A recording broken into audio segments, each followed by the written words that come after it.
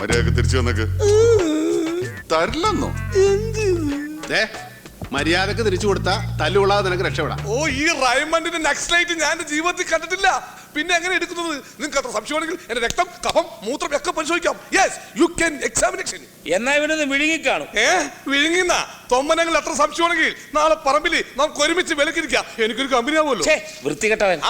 അപ്പൊ പിന്നെ വിഴുങ്ങിന്ന് പറയരുത്. സത്യം സത്യമായി പറയുന്നവനായി ഈ രാജാക്കന്ന് വിഴുങ്ങിയിട്ടുണ്ട് പലതും പലവട്ടം.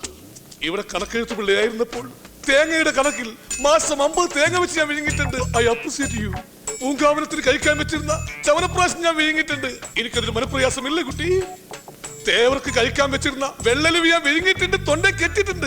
അതൊക്കെ ഞാൻ ക്ഷമിക്കുന്നു. പക്ഷേ ഈ റൈമണ്ട് നെക്സ്റ്റ് ഞാൻ വിഴുങ്ങിയിട്ടില്ല. നിന്റെ പോക്കറ്റ് എന്താ മുഴച്ചിരിക്കുന്നത്? ഒന്നുമില്ല. നോക്കട്ടെ. ഗുളികയാണ്. എന്തിന്റെ? പ്രമേഹത്തിന്റെ. ഇത് ആഹാരത്തിന് മുമ്പും ഇത് പിമ്പും.